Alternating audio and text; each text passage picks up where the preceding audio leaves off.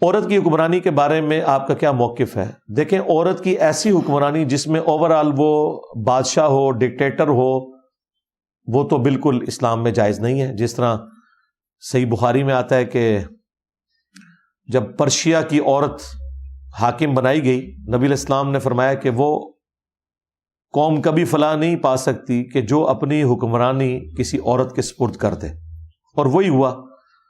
نبی علیہ السلام کی وفات کے بعد حضرت عمر کے دور میں پرشین امپائر بھی تباہ و برباد ہو گئی، مسلمانوں کے پاس آ گئی۔ اسی حدیث کو بخاری میں ایک صحابی نے بیان کیا کہ جنگ جمل کے دنوں میں مجھے ایک حدیث نے بڑا نفع پہنچایا کہ میں نے ارادہ کیا تھا کہ میں سیدہ عائشہ کے ساتھ شامل ہو کر حضرت علی کے خلاف جنگ کروں، لیکن مجھے حضور کی وہ حدیث یاد آ گئی کہ جو قوم اپنی باغ دوڑ کسی عورت کے حوالے کر دے وہ فلاح نہیں پا سکتی، تو میں پھر حضرت عائشہ کی حمایت سے ہٹ گیا۔ آپ دیکھیں، کافروں والی حدیث اس صحابی نے حضرت عائشہ پہ لگائی ہے، کیونکہ اس زمانے میں یہ نہیں ہوتا تھا کہ یہ کافروں والی ہے، یہ مسلمانوں والی ہے، اصول پہ بات ہوتی تھی۔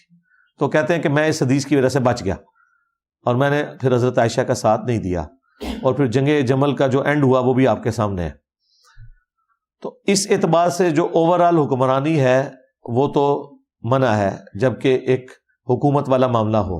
البتہ اوورآل جو حکمرانی ہے اس کے انڈر جو عورتوں کے معاملات یا کسی خاص معاملے کے لیے عورتوں کے سپرد حکمرانی کو کرنا تو وہ جائز ہے۔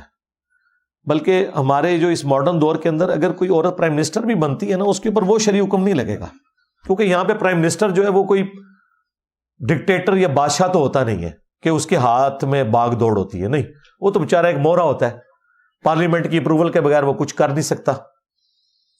وہ اگلے بادشاہ ہوتے تھے جو کہتے تھے سر قلم کر دو، یہاں تو روزانہ صحافی جو ہے وہ پرائم منسٹر کے سر قلم کر کے رات کو سوتے ہیں۔ آپ امیجن کر سکتے ہیں اگر یہ واقعی حکمران ہو، کسی صحافی کی جرت ہے کہ وہ جھوٹے الزامات پرائم منسٹر کے اوپر لگائے؟ لیکن آپ دیکھتے ہیں کیا کچھ ہوتا رہا ہے پچھلے 10-12 سالوں میں، آپ نے دیکھا نہیں؟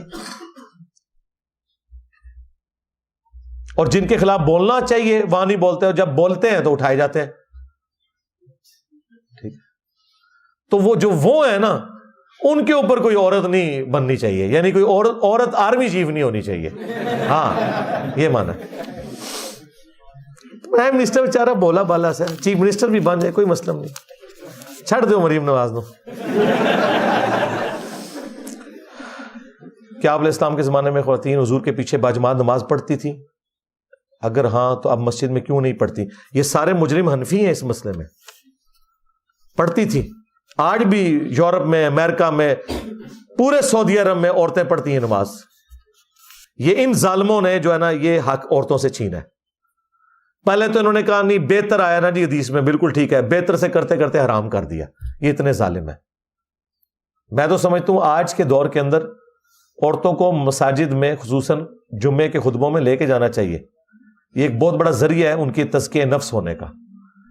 کوئی 2-4 باتیں تو دینی پروگرام تو دیکھیں گی نا، گھر میں تو بیٹھ کے انہوں نے ڈرامے دیکھنے ہیں،